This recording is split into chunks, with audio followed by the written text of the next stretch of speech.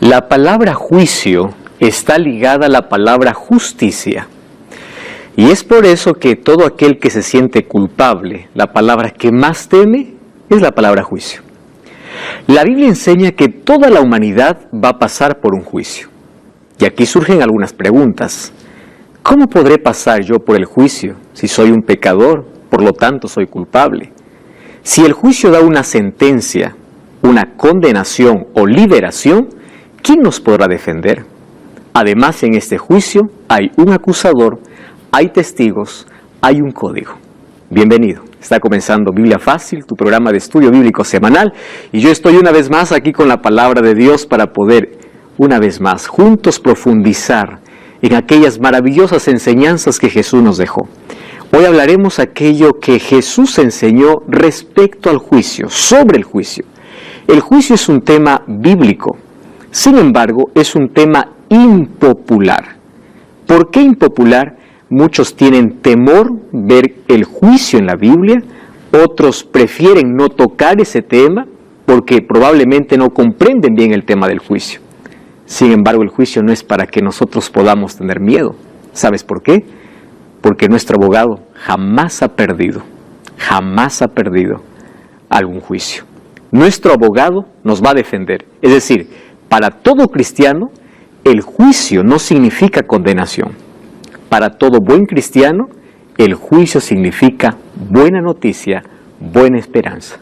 Porque es allí donde nos declaramos justos, no por nuestros méritos, sino porque los cristianos tenemos el mejor abogado, que es Jesucristo. Bienvenidos amigos, hoy vamos a estudiar un tema fascinante. Ya les dije que es un tema impopular, no todas las iglesias predican este mensaje, a pesar de ser un tema bíblico, simplemente por el hecho de ver al juicio como algo que da terror, da miedo, ¿verdad? Puede asustar a la gente. Sin embargo, hoy vamos a descubrir que el juicio se trata de esperanza. Es verdad que está ligado a la justicia, pero nosotros, si caminamos con aquel que es justo y perfecto, que es Dios, vamos a pasar este juicio de la mejor manera. ¿Estamos listos entonces para abrir la palabra de Dios y descubrir este fascinante tema? Vamos a hacer una oración. Querido Dios, gracias porque hoy nos permites abrir tu palabra y junto a miles de personas que están viendo este programa a través de redes sociales y de la televisión, también podrán comprender aquel tema maravilloso sobre el juicio. Es maravilloso para quienes creemos en ti. Por eso ayúdanos hoy a afianzar nuestra fe, a crecer en relación contigo para que cuando pasemos por este juicio, para nosotros pueda ser la mejor noticia de liberación. Toma nuestra vida en el nombre de Jesús. Amén. ¿Qué cosa es lo que Jesús enseñó acerca del juicio? Primera pregunta que tenemos que responder es la siguiente. ¿Por qué se necesita un juicio? ¿Por qué es necesario un juicio? Si bien es cierto, en un juicio se declara una sentencia, ¿verdad? Una sentencia, si es culpable, es una sentencia de condenación. Pero si es inocente, es una sentencia de liberación. ¿Por qué Dios necesita hacer un juicio? Recordemos que Dios es justo, pero su justicia es revelada. Nadie puede decir Dios es justo, pero no sé cómo hace justicia. Su justicia es abierta. Cuando el pecado entró en el mundo, recordemos que nuestro planeta no fue el único lugar que fue creado por Dios. Dios creó el universo. Incluso hay otros mundos, otros planetas que no cayeron en pecado. La ciencia no ha descubierto todavía seres vivos en otros planetas, pero existen seres que fueron creados por Dios. Más allá de los seres que puedan existir, existen los ángeles. Y todo el universo está a la expectativa de cómo Dios puede tratar al ser humano. Ahora, para que el trato sea justo, entonces tiene que haber un juicio. ¿Correcto? Y a través de ese juicio se determina quién se salva y quién se pierde. ¿Por qué es necesario un juicio? Entonces, voy aquí a aclarar por dos razones fundamentales. Primera razón, porque su justicia es revelada y comprobada ante todo el universo. Y la segunda razón es para que los redimidos, es decir, los salvos en el cielo, no tengan rastro de duda de por qué Jesús salvó a quién y por qué alguien se perdió. Porque resulta que en el cielo llegaremos y empezaremos a buscar a ciertas personas que creemos que van a estar allá, pero no los encontraremos. Entonces alguien va a pensar que Dios fue injusto, porque también encontraremos a personas que jamás pensamos que se iban a salvar. ¿Ustedes imaginan el encuentro que tendrá en el cielo Esteban y Pablo? Saulo estaba mirando cuando Esteban moría. Esteban moría como un mártir cristiano por Jesús, y Saulo consentía la muerte de Esteban. Y Esteban murió sin saber que Saulo se arrepintió. Pero en el cielo estará el asesino y el asesinado juntos. ¿Cómo poder explicar la justicia? Entonces, para eso, ¿qué cosa es necesario? Un juicio. Para responder todas nuestras preguntas, porque la justicia de Dios es revelada ante los seres y ante los redimidos. Todos sabremos por qué se perdió el que se perdió y por qué se salvó aquel que se salvó. El juicio, por eso, es necesario. Ahora, toda la humanidad va a pasar por un juicio. Y nosotros somos conscientes de que vivimos en una sociedad, en un mundo totalmente injusto. Hoy la justicia incluso se compra o se vende. Hay tanta corrupción. Hay tantas personas que están en la cárcel de manera injusta. Y hay tantas personas que están en libertad cuando deberían estar en la cárcel. Esa es la justicia humana. Pero ante la justicia divina, nada se puede esconder. Ante la justicia divina no existe soborno, no existe hipocresía, no existe apariencia. Porque Dios ve más allá de nuestras acciones, Dios ve motivaciones. Probablemente me esté escuchando algún alcalde, algún político, alguna persona que tiene poder e influencia. En tus manos Dios colocó autoridad y responsabilidad. Y es probable que tú estés envuelto en un acto de corrupción. Estoy hablando para un juez que hace pocos días dio un dictamen en contra de alguien que debería estar libre, o de alguien que soltó a alguien que debía tener consecuencias o pagar las consecuencias. Querido, hay un ser justo que está mirando también tus acciones.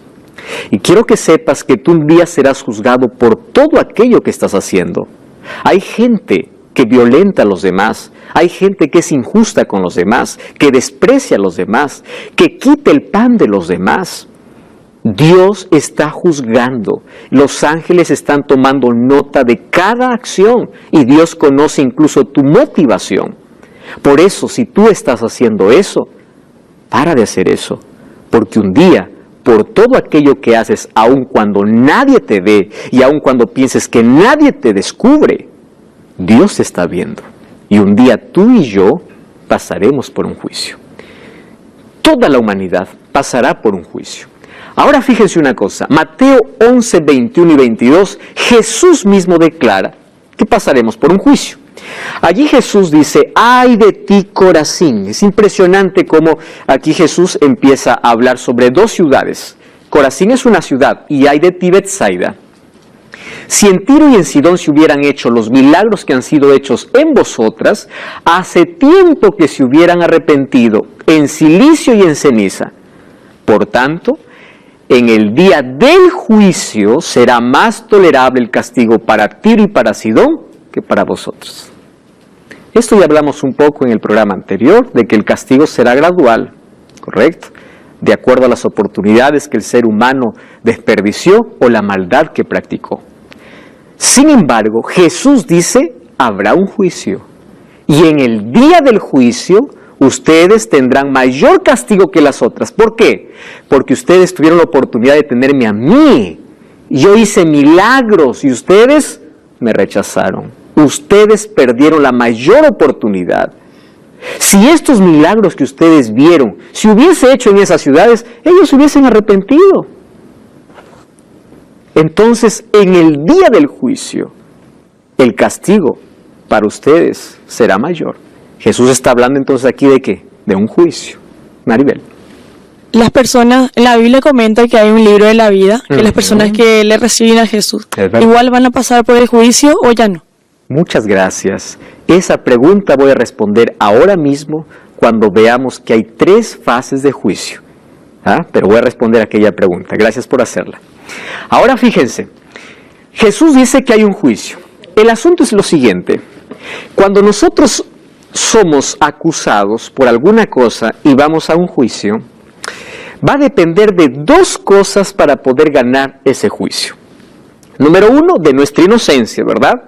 Pero número 2, de nuestro abogado y de quién es el juez. ¿Es así o no? Porque tú puedes ser inocente, pero si tienes un mal abogado, en lugar de salvarte puede condenarte. Y si el juez no te conoce, también. Ahora fíjense, para muchos puede parecer mala noticia el juicio, pero ¿cuál es la buena noticia? La buena noticia la encontramos en Juan 5:22. Dice así: el Padre a nadie juzga, sino que todo el juicio le dio ¿a quién? Al Hijo. Wow. ¿Quién es nuestro juez? Cristo. Entonces, si yo quiero pasar bien en este juicio, tengo que ser amigo del abogado y ser amigo del juez. Luego vamos a descubrir que el abogado también es Cristo. Entonces, Cristo se convierte en mi abogado y mi juez. Todo lo que yo tengo que hacer para pasar bien el juicio es que tengo que conocer, tengo que ser amigo del abogado y del juez. Por eso, fíjense aquí.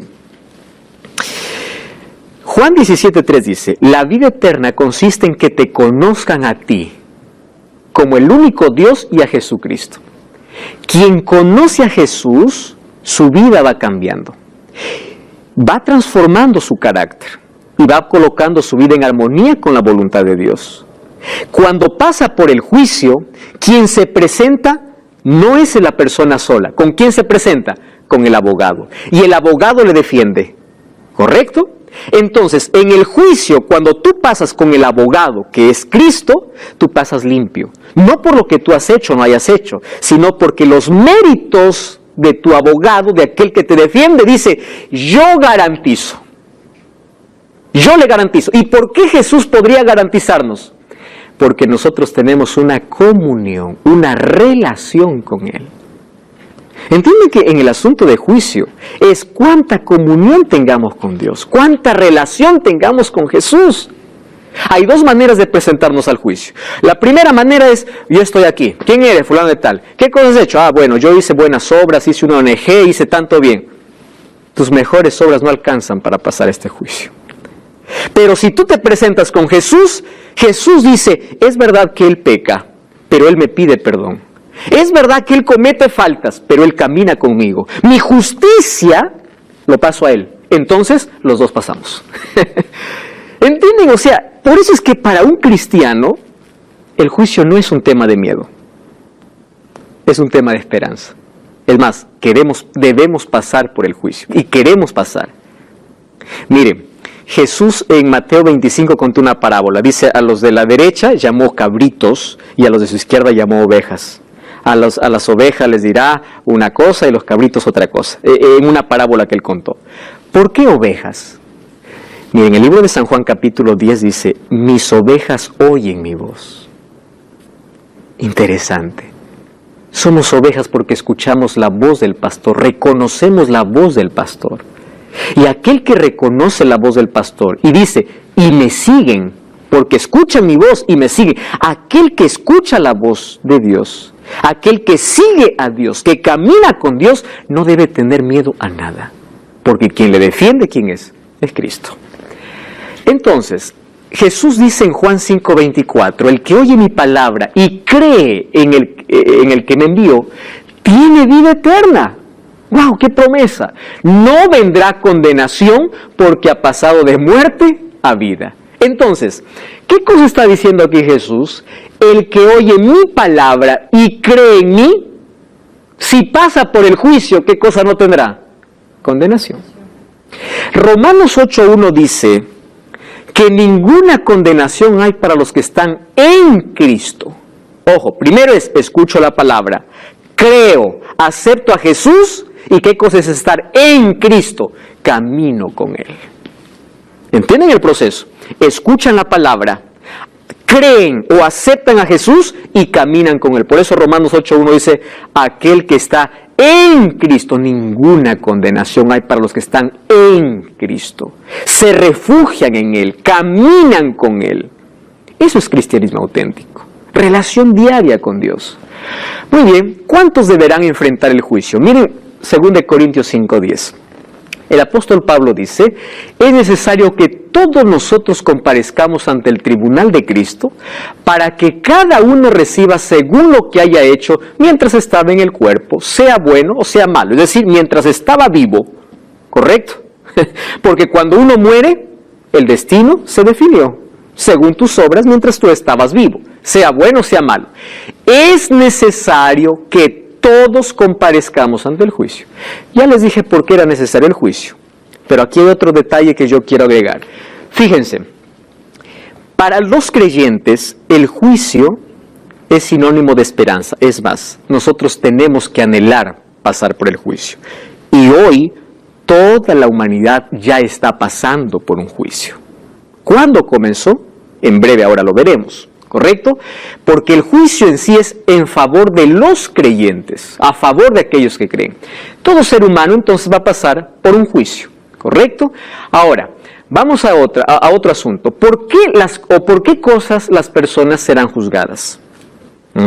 ¿Por qué seremos juzgados? Vamos a leer algunos textos aquí interesantes.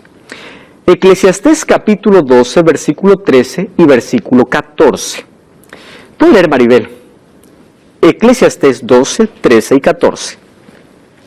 El fin de todo el discurso oído es este. Teme a Dios y guarda sus mandamientos, porque esto es el todo del hombre, porque Dios traerá toda obra a juicio, justamente con toda cosa descubierta, sea buena o sea mala. Gracias. Fíjense una cosa, ¿cómo es que la obra de juicio lo relaciona con temer a Dios y guardar sus mandamientos? ¿Qué relación tienen las dos cosas? Que hay algo interesante. Dice aquí Salomón, todo lo que tú tienes que hacer, todo lo que tienes que hacer es temer. Temer en la Biblia no es tener miedo. Temer significa respetar, reverenciar, amar. El temor tiene que ver con el amor, no con el miedo. Aquí puede traducirse así: ama a Dios, camina con Dios y guarda sus mandamientos. Eso es todo. ¿Por qué? Porque va a haber un juicio. ¡Wow! Entonces, aquel que no teme y no guarda sus mandamientos, no le va a ir bien en el juicio. ¿Y el juicio qué cosa determina? ¿Quién se salva y quién se pierde? Vamos a otro texto. Miren acá, Mateo 12, 36 y 37. Yo os digo, esto está diciendo Jesús, que de toda palabra ociosa que hablen los hombres, de ella darán cuenta, ¿cuándo? El día del juicio. Hasta de nuestras palabras, porque por tus palabras serás justificado y por tus palabras serás, ¿qué cosa? Condenado. Presten atención aquí. Todos nosotros sabemos que somos salvos por gracia. ¿Estamos de acuerdo con eso? Pero seremos juzgados por obras. Somos salvos por gracia, juzgados por obras, porque las obras, ojo, aquí un asunto, las obras nunca salvan al ser humano, eso está claro para nosotros, ¿verdad? Las obras son la evidencia, no son la causa, son la consecuencia, porque aquel que está en Cristo, las obras salen de manera natural, pero aquel que quiere salvarse haciendo buenas obras está perdido, porque la salvación no está en las obras está en Cristo, pero aquel que está en Cristo practica buenas obras. Es obediente, es fiel, guarda los mandamientos, hace las cosas porque ama a Dios, porque es fruto de su relación con Dios. ¿Recuerdan en el proceso de santificación? Cuando nosotros tenemos fruto, cuando estamos unidos ¿a quién? A la vid. ¿Quién es la vid? Cristo. ¿Correcto? Muy bien. ¿Cuál será la norma usada en el juicio? Miren, Cuando una persona va a ser juzgada, existe un juez, existen libros, hoy voy a los libros, existe un acusador, existen testigos y existe un acusado. ¿Estamos bien hasta ahí? Hay otros elementos más, pero vamos a ilustrar de esa manera. ¿Quién es nuestro abogado? Jesús. Ese abogado, ¿en qué se convierte luego? En nuestro juez. ¿Quién es el acusador? Satanás. ¿Quiénes son los testigos? Los ángeles. ¿Correcto?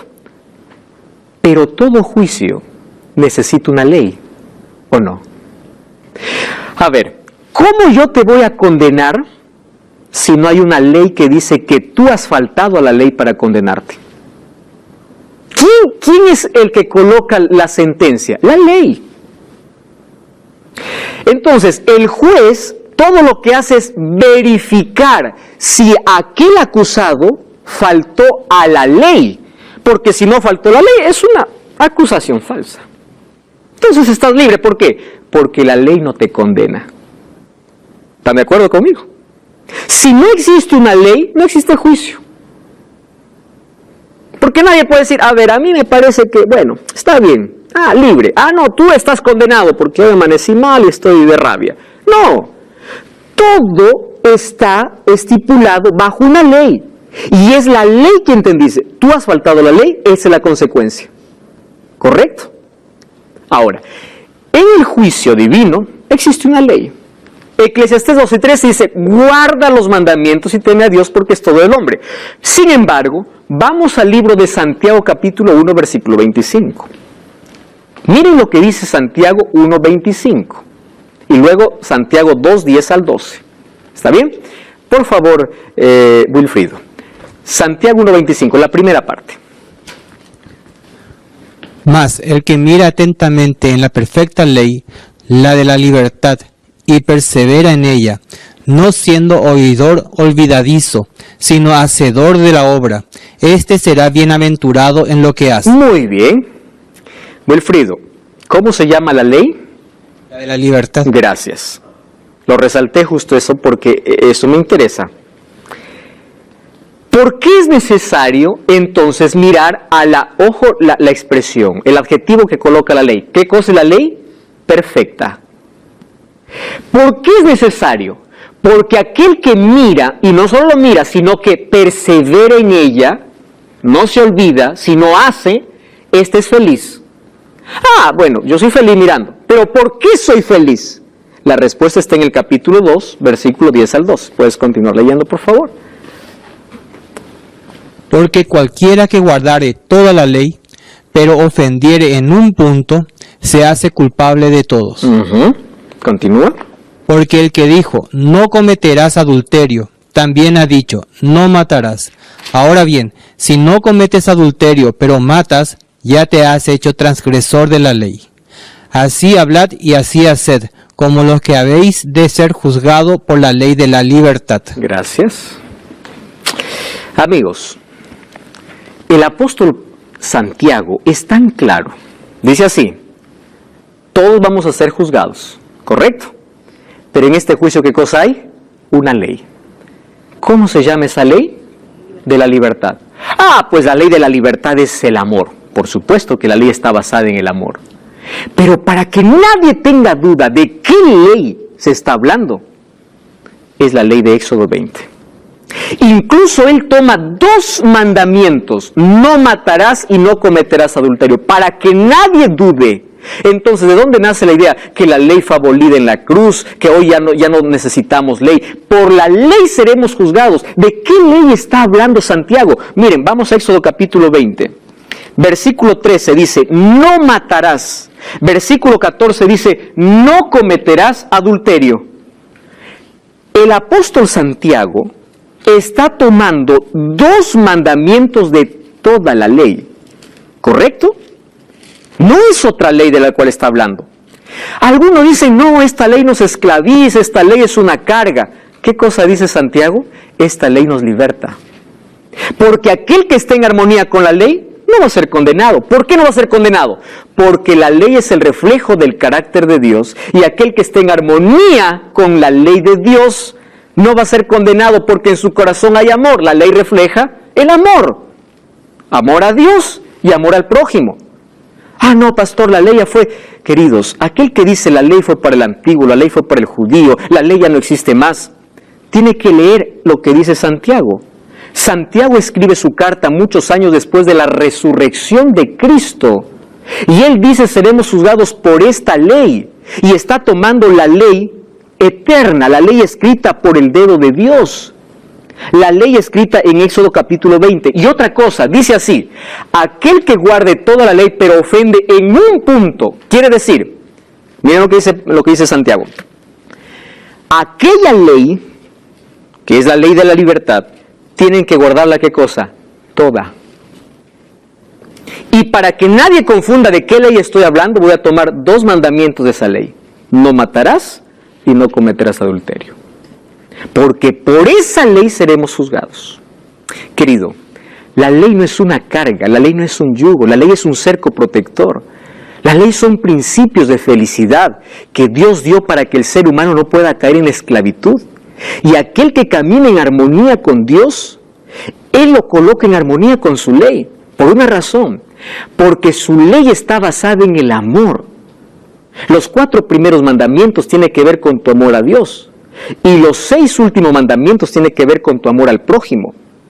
No existe juicio sin ley. Entonces la ley es el código por el cual tú y yo seremos juzgados. Si alguien te dice que la ley fue abolida, que hoy ya no necesitamos de ley, querido, hoy vamos a comprender en este programa y en el próximo la importancia que tiene la ley. Mas hoy comprendimos que la ley es la norma en el juicio. No cambies el canal. Estamos de regreso. Esto es Biblia Fácil.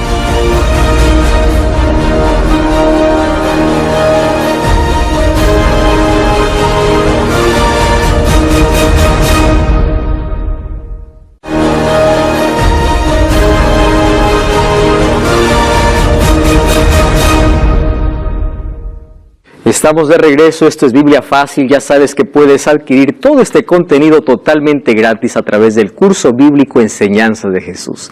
Escríbenos ahora mismo a nuestro WhatsApp, más 55 12 98 100 14 60 y adquiérelo ahora mismo. Si estás en Sudamérica, recibirás en formato físico, fuera de Sudamérica en formato digital.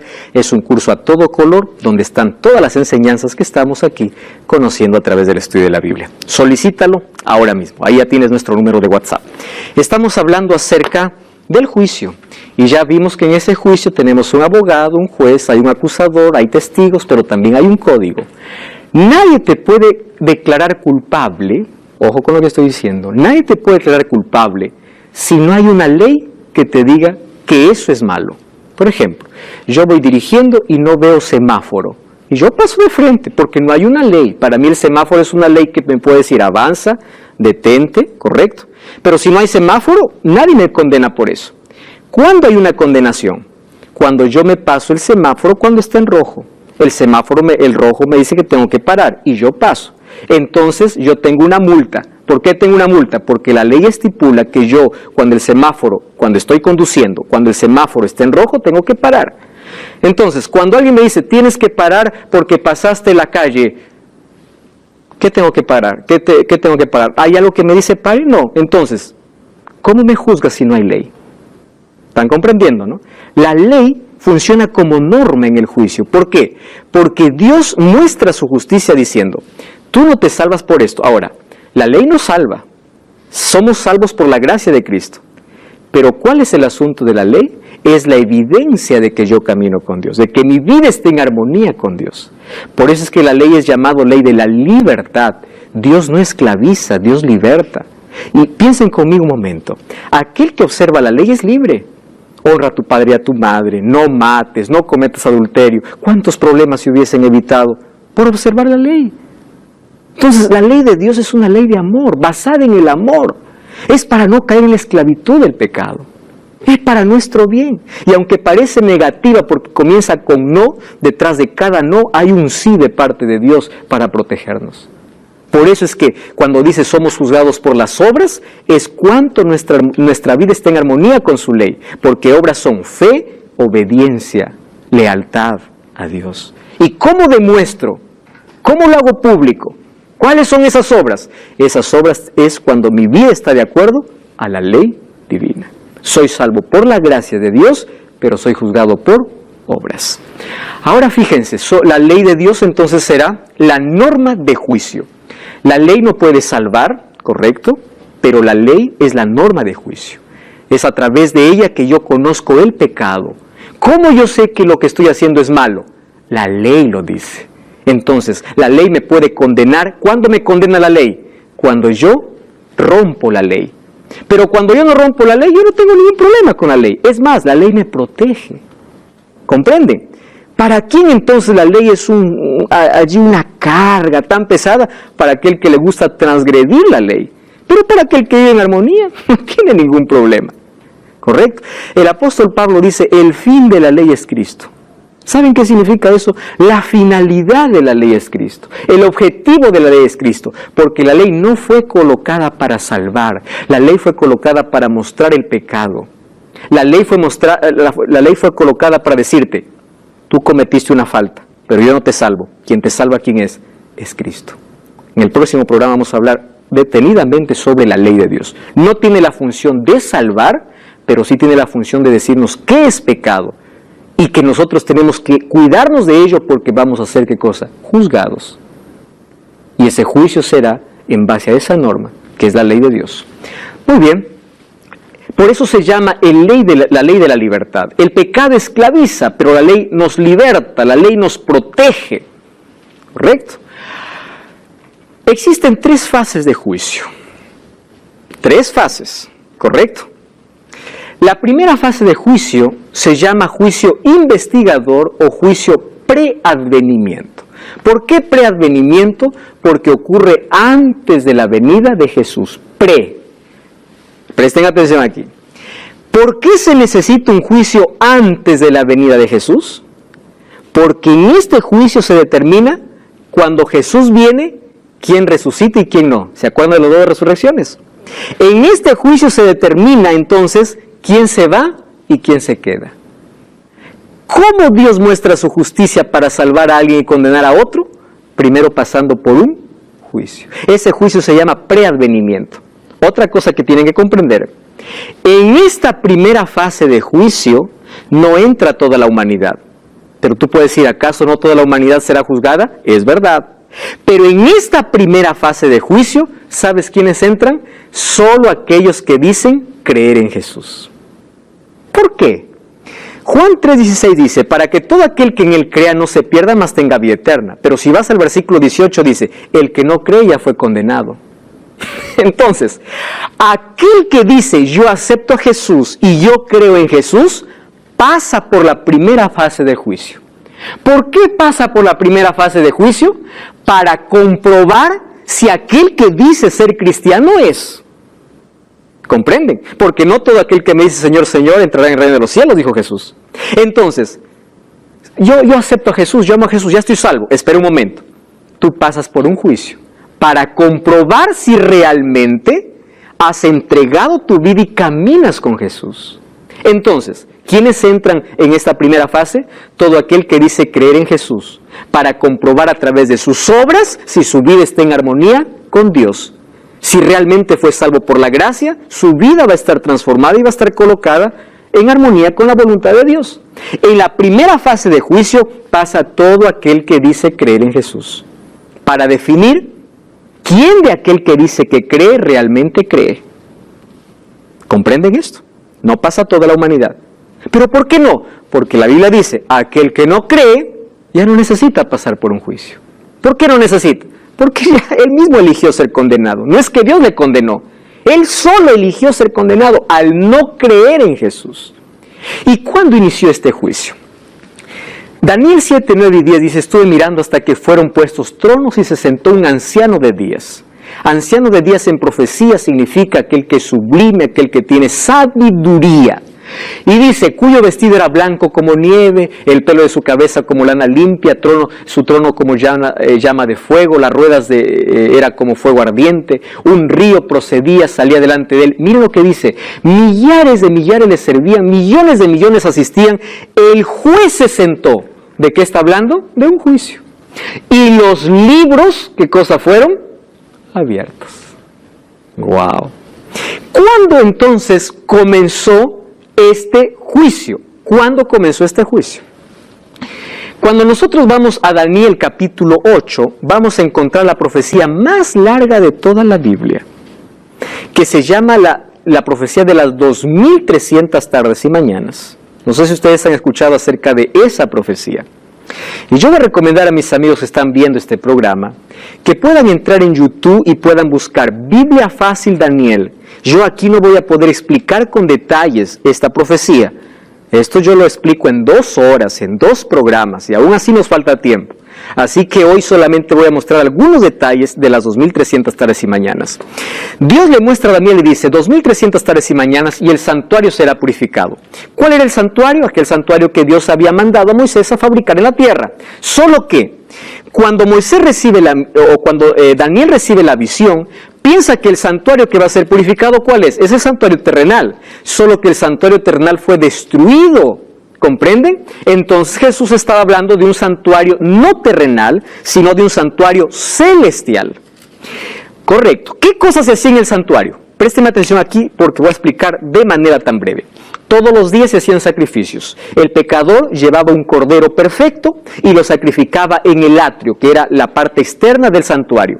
El sacerdote le daba un cuchillo, él degollaba al cordero, la sangre manchaba su vestido del pecador. El sacerdote tomaba la sangre y entraba al lugar santo. Y en el lugar santo esparcía 7 veces en las cortinas, porque había una cortina que dividía lugar santo y lugar santísimo. Eso se hacía todos los días, se hacía sacrificio por el pecado y sacrificio por el pueblo, el sistema de sacrificios. Pero una vez al año, que era el 10º día del 7º mes, en el lugar santísimo entraba el sumo sacerdote. Durante todo el año actuaba ¿quién? El sacerdote. Pero una vez al año, 10º día del 7º mes, entraba el sumo sacerdote. ¿Para qué? Para purificar el santuario. Ese acto de entrar al lugar santísimo se llamaba día de juicio. ¿Por qué día de juicio? Porque todos los pecados que habían entrado al lugar santísimo, ¿cómo entraron? Por medio de la sangre del cordero. Miren, como cuando yo cometí un pecado, colocaba mi mano primero sobre el cordero y confesaba mis pecados. Mi pecado se transfería ¿a quién? A la del cordero. ¿Ese cordero a quién representaba? A Cristo. Cuando el sacerdote tomaba la sangre de ese cordero y lo colocaba allí en las cortinas, quiere decir que mi pecado fue transferido al cordero, y el cordero ¿a dónde lo colocó? Dentro del santuario. Entonces ese santuario tenía que ser purificado, es decir, limpiado, porque todos los pecados que entraron necesitan ahora ser eliminados. Y ese día se vivía un día de juicio. Todo el pueblo estaba alrededor del santuario. Todo el pueblo, aquel que no se había arrepentido, moría en ese día, porque era un día de juicio. El sumo sacerdote tenía una vestimenta pura porque estaba en la presencia del Dios mismo. Dios descendía, la gloria del Shekinah, que es el término hebreo, la gloria de Dios descendía sobre el santuario. Y allí ocurría la purificación. Entonces, cuando dice 2300 tardes y mañanas, en Daniel capítulo 9, versículo 24 al 27, Dios le muestra a Daniel lo siguiente. El inicio de este periodo está dividido en algunas fechas. Dice, desde la orden para reedificar los muros de Jerusalén, empieza a dividir algunos periodos. ¿Correcto? 70 semanas están determinadas para tu pueblo. ¿Para qué pueblo? Para el pueblo de Israel. 70 semanas equivale a 490 años, porque 70 por 7 es igual a 490. Pero en profecía, un día equivale a un año.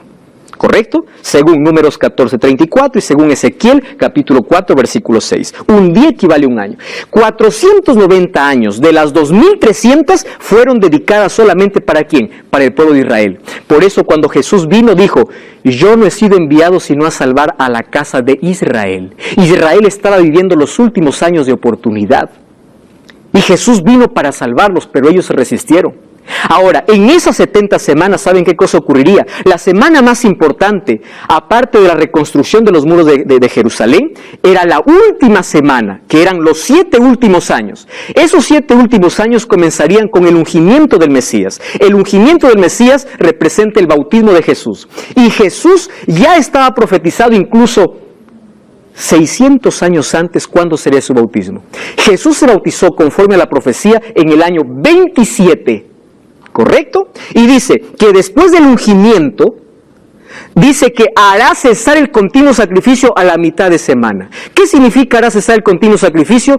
Que el sistema de sacrificios terminarán. ¿Por qué? Porque Cristo morirá a la mitad de semana. Ahora sumamos 27 más 7, 34. En el año 34 muere Esteban. Y cuando muere Esteban se termina la oportunidad para el pueblo judío. Pero a la mitad de semana morirá Cristo. 27 más 7, 34. ¿Cuál es la mitad? El año 31 Jesús murió. Todo estaba en la profecía. De manera exacta, pero era apenas 70 semanas. Ahora, dice que el santuario será purificado ¿dónde? En el cielo. Y uno puede decir, pastor, ¿acaso el cielo se contamina? Miren, cuando Jesús subió al cielo, fue para hacer la obra de intercesión, para actuar como nuestro sacerdote. Pero después de las 2300 tardes y mañanas o 2300 años, Jesús tomaría una nueva función, que es la función de sumo sacerdote. ¿Por qué sumo sacerdote? Porque a partir de ese tiempo se viviría un juicio. ¿Recuerdan qué significaba cuando el sumo sacerdote entraba? Era un día de juicio. Entonces, después de las 2300 tardes y mañanas, comenzaría Jesús una doble función. No solamente de intercesión, sino también una obra de juicio. ¿Y cuándo se cumplieron esas 2300 tardes y mañanas? Si sumamos el año 457, empezamos a sumar las 70 semanas que fueron para el pueblo de Israel, que terminaron en el año 34. Sumamos entonces 2300 años menos los 490 años que fueron para el pueblo de Israel, nos dan 1810 años. ¿Qué nos faltaría para llegar a las 2300 tardes y mañanas? ¿Cómo lo sumamos? Es fácil. Nosotros entonces sumamos ¿cuándo terminaron las 70 semanas? En el año 34, más 1810 años, entonces nos da el año 1844. Esa fecha estaba marcada en el calendario divino como un día de inicio de juicio, ¿dónde? En el santuario celestial. No es que el santuario se haya contaminado de pecado, sino que desde ese día se inicia un juicio y se eliminan los registros de los pecados de todos los hombres. Ahora fíjense una cosa, existe una segunda fase de juicio que es el juicio comprobatorio. 1 Corintios 6:3 dice el apóstol Pablo, ¿no sabéis que nosotros vamos a juzgar a toda la humanidad, incluso a los ángeles? Miren lo que dice Apocalipsis capítulo 20. Vi un trono blanco, el que estaba sentado delante de él, el cual huyeron la tierra y el cielo. Ningún lugar se encontró para ellos. Vi muertos, grandes, pequeños, de pie. Los libros fueron abiertos y otro libro fue abierto, donde fueron juzgados los muertos por las cosas que estaban escritas. ¿Dónde? En los libros. ¿Por qué fueron juzgados? Según sus obras. ¿Quiénes juzgan aquí en esta segunda fase? ¿Saben quiénes? Los redimidos. Esta segunda fase se llama juicio comprobatorio. ¿Por qué juicio comprobatorio? Porque en el cielo nosotros tendremos acceso a los registros para saber por qué fulano se perdió. ¿Por qué? Recibió tantas oportunidades, rechazó la gracia de Dios.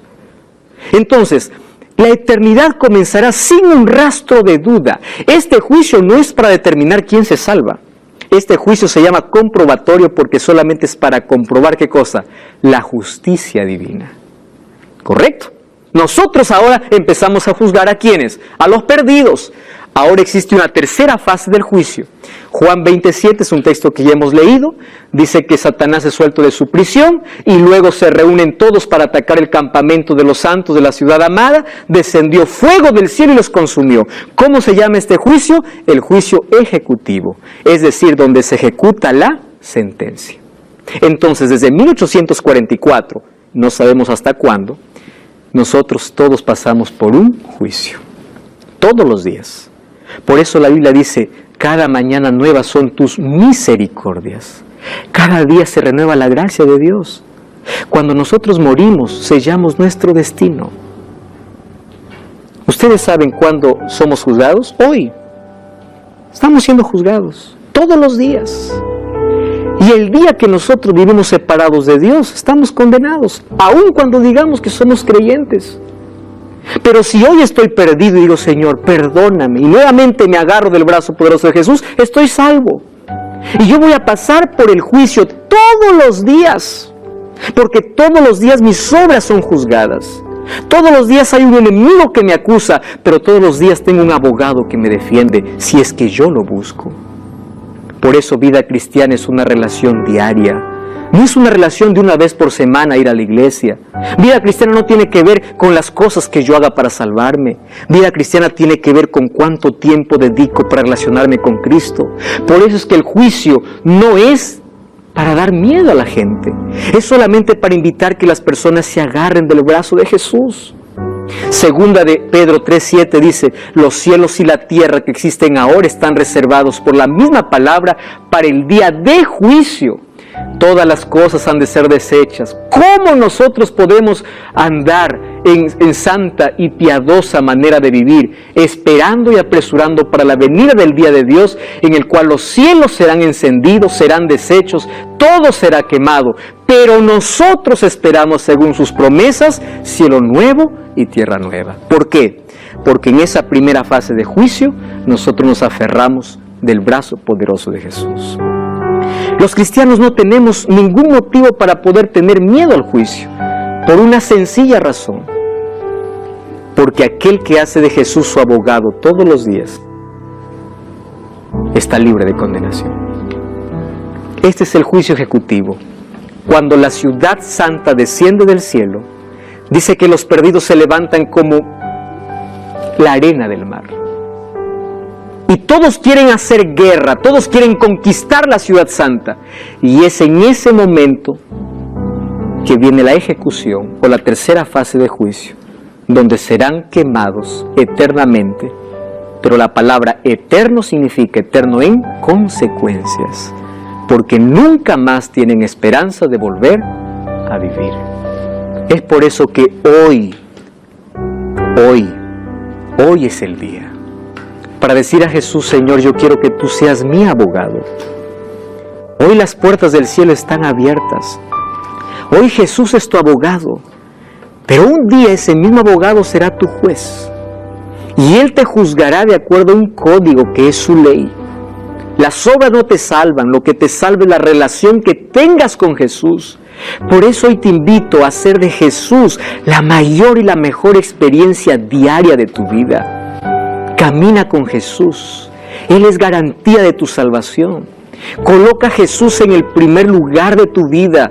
Que Él sea lo primero, lo último y lo mejor que tú puedas tener en la vida. Cuando caminas con Él, no existirá ninguna condenación para ti. Pasarás esta primera fase como un salvo, como alguien que espera vivir con Jesús eternamente. Cristo quiere salvar a todos, pero no todos quieren ir con Él.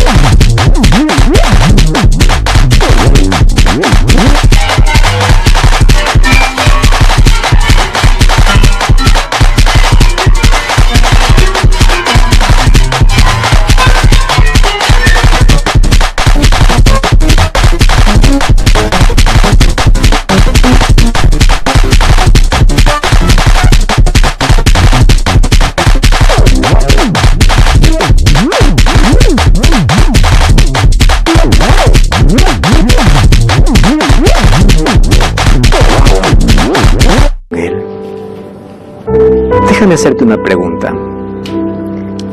Si hoy fuese tu último día de vida y hoy murieses, ¿cuál es el destino que has elegido? ¿Estás aferrado a Jesús? Si Cristo tuviese que venir hoy, ¿en cuál de los dos grupos estarás? Oh querido, nuestra vida es corta, nuestra existencia sobre esta tierra es pequeña, pero es suficiente como para poder elegir la eternidad al lado de Jesús. ¿Qué haces perdiendo tu vida en el alcohol, en la droga? ¿Qué haces hundido en la miseria del dolor, sufriendo sin Cristo? Cuando los brazos de Jesús se abren para decirte, yo quiero salvarte. Todos los días somos juzgados. Y si tú sabes que hoy estás condenado, no estás condenado para siempre porque tienes vida. Aférrate a Jesús, haz de Él tu amigo, Él es tu abogado. No importa la miseria donde has caído, Cristo te levanta, renueva tu vida, transforma tu vida, coloca tu vida en armonía con su ley, porque por su ley serás juzgado y Él te salvará. ¿Quieres hacer de eso tu experiencia hoy? Queremos nosotros también que Dios pueda tomar nuestra mano, Dios pueda ser nuestro abogado y defensor. Vamos a orar. Querido Dios, entregamos nuestra vida y hoy queremos aferrarnos a ti, entregarnos a ti. Aceptamos a Jesús como nuestro Salvador y queremos tener una experiencia maravillosa de caminar todos los días con Jesús, porque Él es nuestra única garantía de salvación.